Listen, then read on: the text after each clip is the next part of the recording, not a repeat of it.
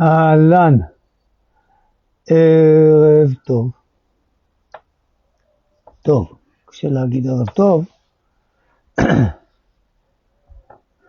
אז ישראל, ניסתה לחבל בעוד עסקה, אבל אני לא רוצה לדבר על זה, כי כולם מדברים על זה, ואנחנו לא יודעים שום דבר. המון פרשנויות, ואתם יודעים מה זה המילה פרש, ממה היא מדברת, אז אנחנו לא רוצים לדבר על זה.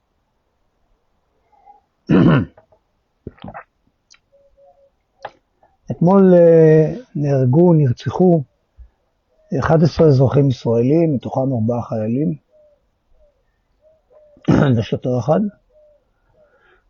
והממשלה כמנהגה נוהגת, חצי בחוץ לארץ, מחריביהו משתולל, סמוטריץ' משתולל בהודו. היום ניסו לחסל בקטר, השותפה של מחריביהו, ניסו לחסל את בכירי החמאס, אולי הצליחו. למה לא עשו את זה לפני זה? מה המטרה? וכו' וכו'. אבל אין שום ספק שהמטרה העיקרית של מחריביהו זה שלא תהיה עסקה. אז אנחנו יודעים את זה.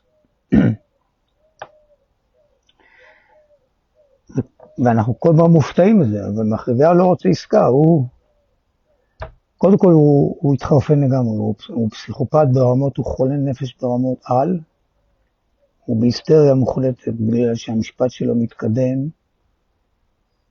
וועדת הצוללות הכניסה לו שטרונגול, וכולם רוצים להתעלם בזה, אז מתעסקים לי במה שקרה עכשיו בקטר וכו' וכו'. לא, אבל הנושאים המרכזיים, חברים וחברות, זה שהמשפט שלו מתקדם בסחילה, אבל מתקדם, ואין לו סיכוי לצאת משם. שוועדת הצוללות מתקדמת, והוא הואשם בעצם בבגידה, ואין לו סיכוי לצאת משם.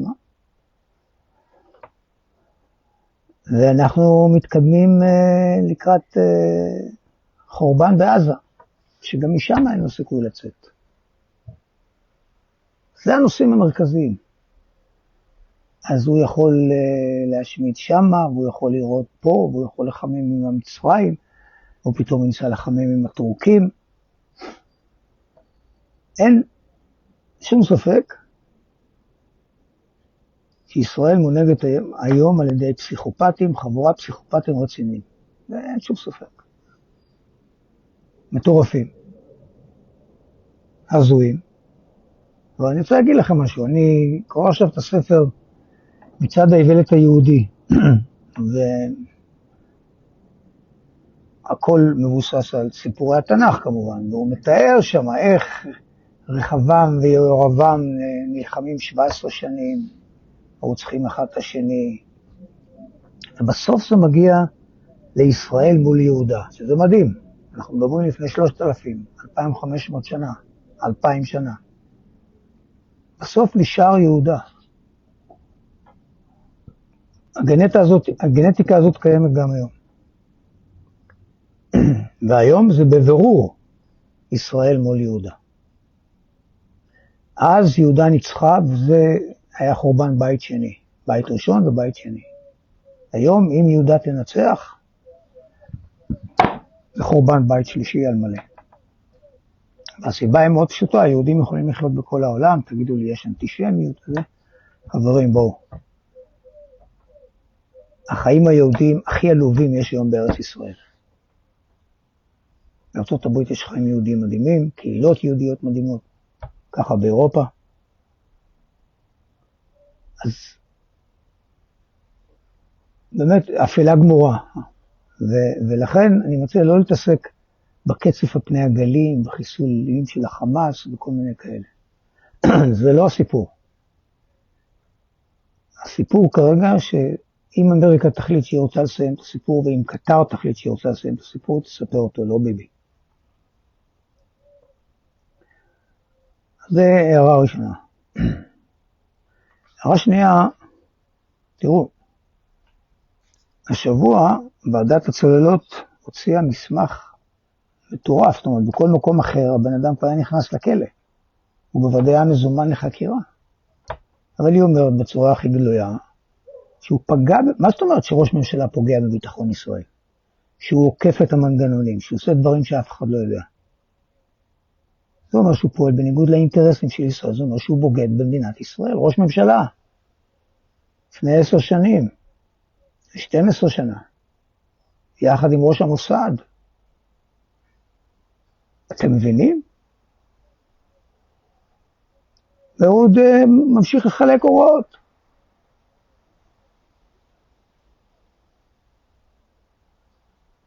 ונונו היה בדיחה ליד מחריביהו.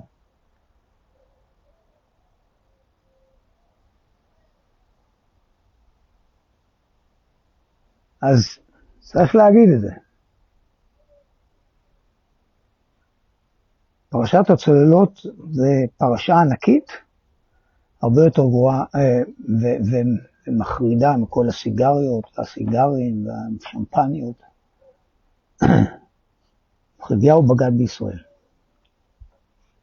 אחרי שהוא בגד פעם אחת והוא ראה שזה מצליח לו, הוא הלך על יותר גדול ואז קטר השתלטו עליו. זאת אומרת, לא רק שהוא אחראי על מכירת צוללות למצרים, לא רק שהוא אחראי על בזבוז מיליארדים, לא רק שהוא אחראי על הרס מנגנוני ההחלטה וקבלת החלטות במדינת ישראל, זה גם גרם לו אחר כך להיות שבוי של קטר.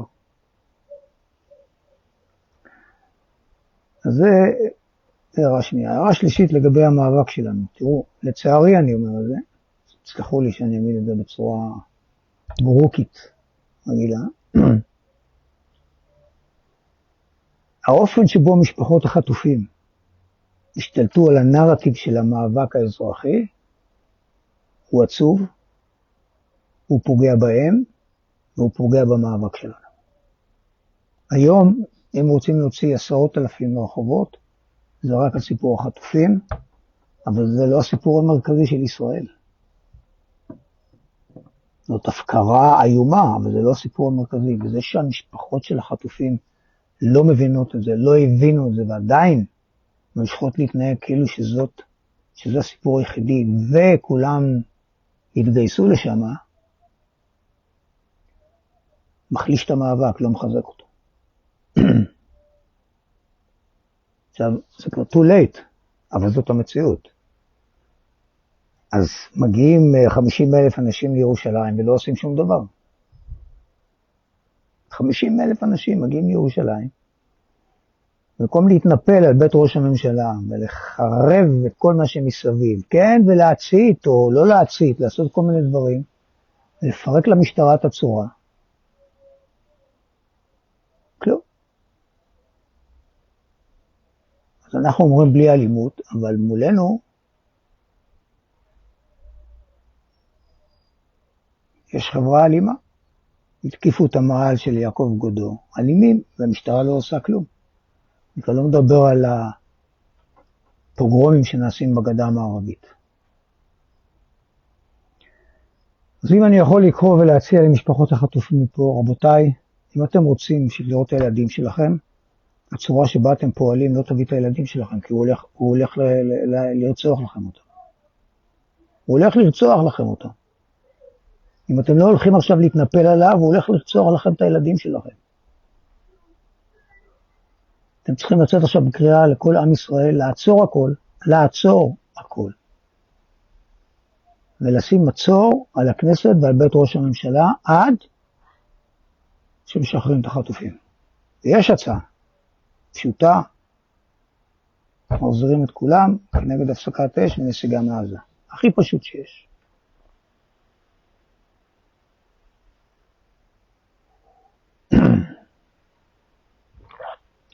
אז זה לגבי משפחות החטופים. ואני אומר את זה בצער רב. חברה אזרחית לא מנהלת מאבק על נושא ספציפי כאשר המדינה נחרבת. המחריב זה נתניהו והממשלה שלו, ועל זה היה צריך לנהל את המאבק. המשפחות החטופים, אם היה שם, אוקיי, נחטפו גם כן המשפחות, על ידי ראש הממשלה והפושעים שלו. עכשיו אומרים משמע, אתה לא יכול לשפוט וכל מיני דברים כאלה. אוקיי, אני לא שופט, אני מסתכל על המציאות. והמציאות היא שהגיעו 50,000 אנשים לירושלים ולא קרה שום דבר. המציאות היא ששבוע קודם הגיעו 100,000, 200,000 אנשים לתל אביב ולא קרה שום דבר. למה? כי זה דבר אחד לצעוק את הכאב שלך, ודבר שני זה לתרגם את הכאב שלך לתוכנית פעולה. אנחנו לוקחים את ה-200,000 איש האלה וסוגרים את המדינה.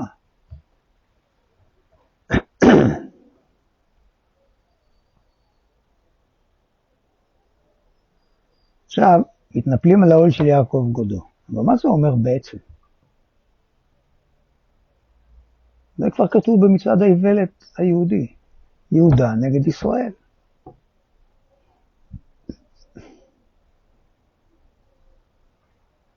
התקיפו את המעל, התקיפו אנשים, התקיפו אזרחים. שמעתם את ראש הממשלה אומר משהו? שמעתם מישהו מחברי הכנסת אומר משהו? שמעתם את יאיר לפיד אומר משהו? שמעתם את הנשיא אומר משהו?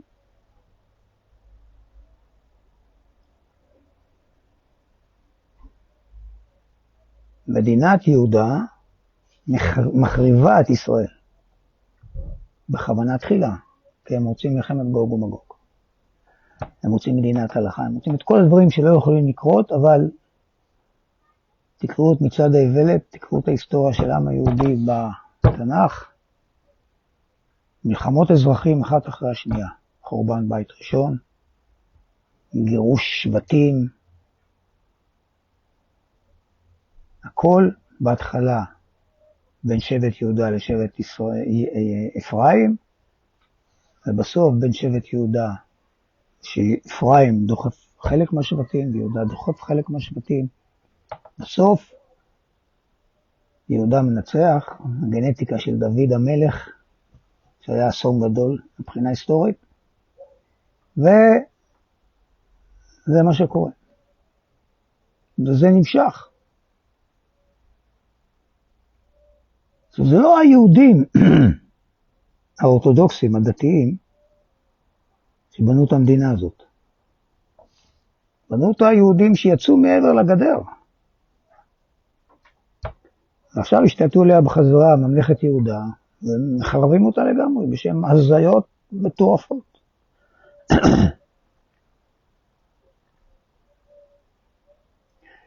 והשאלה האחרונה שאני שם היום זה היכן האליטות. היכן האליטות הכלכליות? אתם עושים כסף? אתם מרוויחים? המדינה מתפרקת? החברה מתפרקת? לא אכפת לכם. חלקכם כנראה בעד שזה יתפרק. אתם עושים עוד יותר כסף. תעשייה אווירית, מוכרת נשק בכל העולם, מעולם הצבא לא היה טוב יותר.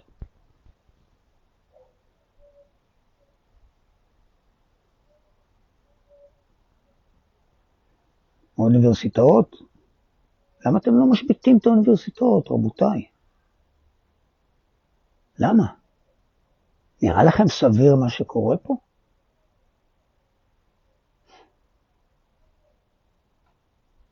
משרדי עורכי דין הגדולים, למה אתם לא משביתים? למה אתם לא אומרים, רבותיי, אנחנו מוציאים את כולם לרחוב עד שסוגרים את המדינה? למה צריכים לעשות את זה אנשים אזרחים עצמאיים? לא ברור. בגידת האליטות.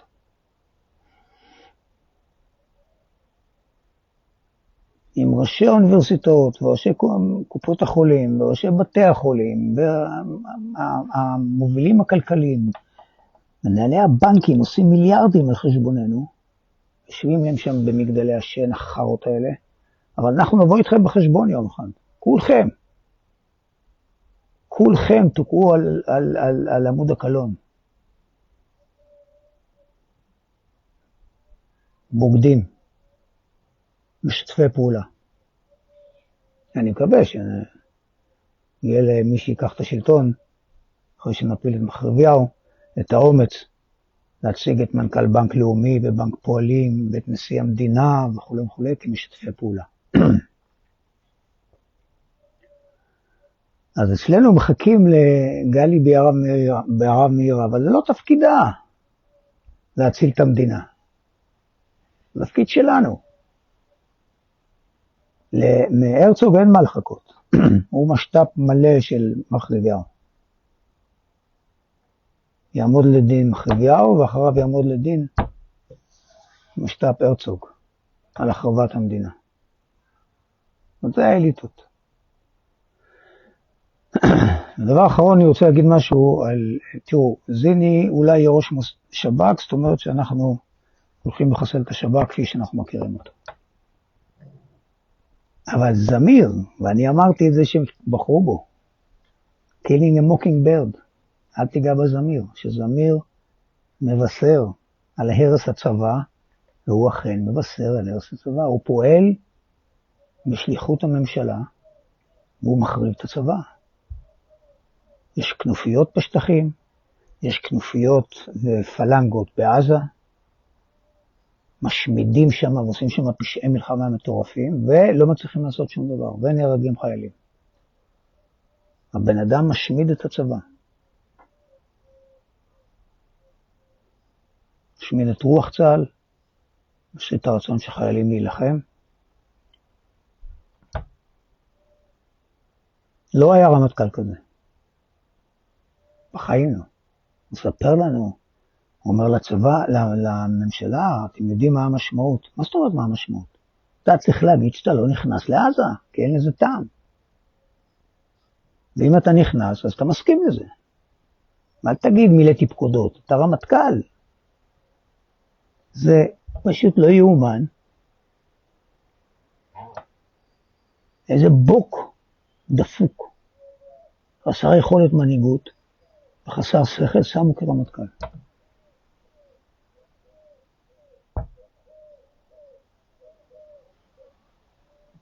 זה מטורף. אז המצב לא טוב. המצב גרוע, המצב מחורבן. ואני חוזר למה שאני אומר כבר כמה חודשים. אני מרגיש גולה בארצי, ובעצם חזרנו 100 שנים אחורה. ההורים שלי היו גולים בארצם, בפולין. זאת אומרת, גוש אמונים הסרטן, הייעוד הנאצי. בשיתוף פעולה מלא עם הביוביסטים, הליכוד וביבי, מחלביהו, החזירו אותנו 100 שנה אחורה. הם השלטון הזר, השודד, הרוצח, האונס, האכזר, המסואב, המושחת. ואנחנו אזרחים שיודעים שזאת לא המדינה שלנו, אבל קשה לנו להפנים את זה כי היא הייתה שלנו.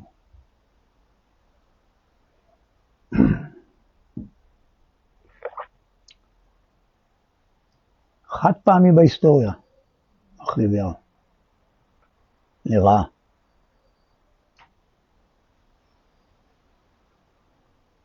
ומגיע לו כל העונשים שבעולם.